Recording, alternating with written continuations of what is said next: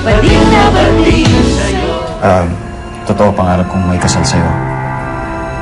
I really thought na ito ang gusto ko. Pero pagkatapos nung magkahiwalay tayo, ang dami nangyari. Ang dami nangyari sa akin, sa'yo, sa atin. It's just not the same anymore. Kenneth, baka naman stress ka lang. I'm sure we can make this work. We can go back to... No. I'm serious. I'm really sorry. Sorry. Tapos, sabi niya, mahal na daw ako. Sabi niya, mahal kita. Ganun style. Ay, Diyos ko, nakakakilig naman yun. Over, grabe. Yan ang sinasabi ko eh. Nung araw man, naramdaman ko may gusto talaga yung Sir Kenneth na yan sa'yo kahit sino ka pa. Ako, kay Auntie, yun na nga yung nakaka-guilty doon. Kasi, alam ko na kahit mahirap sa kanya, tinanggap ni Kenneth na kung ano man ako. Kasi na minahal ka niya kahit Yun na nga ang problema. Ako pa din. ay, oo nga pala. Sorry naman. Oy, teka muna. Bakit, ha?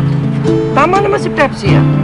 Hindi ka dapat mag-guilty dahil unang-una, hindi mo plinanong maging great pretender para lokohin siya. And secondly, hindi mo rin naman sinadyang lokohin para mainlababo siya sa'yo. Besides, hindi ba't aaminin mo rin sa kanya ang totoo? Well, eventually, someday, when the moon is bright and the time is right. But in the meantime, Pumpkin, advice ko sa'yo, sit back, relax, and enjoy the ride. Tama!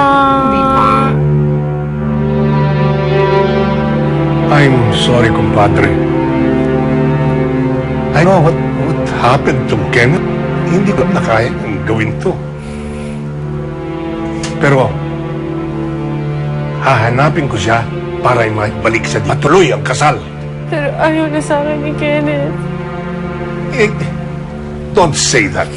Alam mo, naguguluhan lang si Kenneth ngayon. Pero pag nakaisip-isip na yun, babalik din siya. Si Nicky, kaya huwag ka nang umiyak.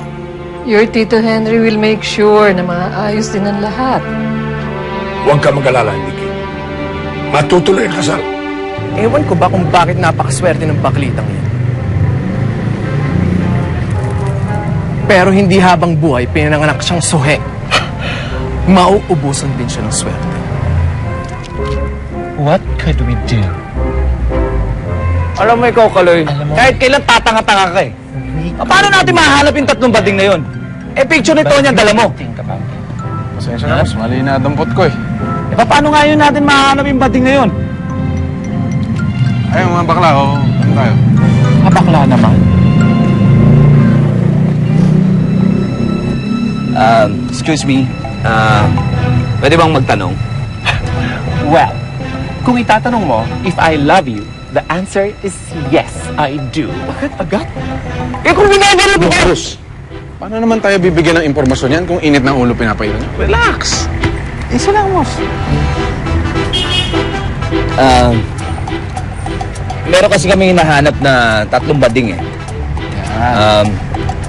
Medyo isang maliit, tsaka medyo matangkad, tsaka eksakto lang yung tangkad ng isa. Hello. Nandito kayo sa tapat ng club lang. Napakaraming bakla dito. At dalawa lang kami. 1, 2. Unless bakla ito. Hindi kasi yung hinahanap namin, yung kasamang babae, ito, baka namumukha nyo. Wala ngang babae dito, puro bakla lang. Tsaka ano ba tingin nyo sa amin? Information Center, Hide and Seek, Lost and Found? Doon kayo sa presinto magpunta, ihulog nyo to sa Tambiolo, at saka doon kayo maghanap ng nawawalang utaw, okay? Excuse me, pwede magtanong? Ano yun? Anong Facebook nyo? Eh, kung muna... Hindi, thank you na ha. Okay, welcome. Easy.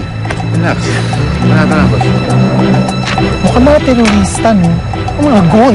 I know, right? Oh my God!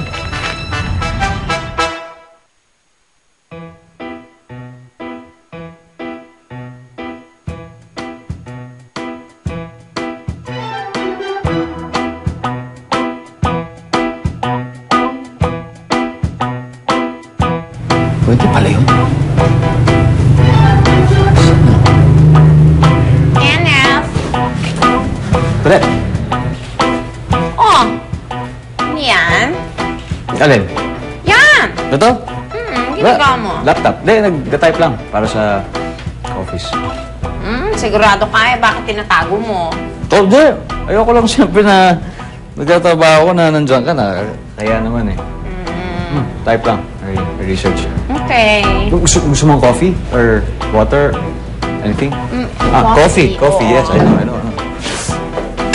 It's like the same old style, ha? Sex change? Gusto mo pa sex change?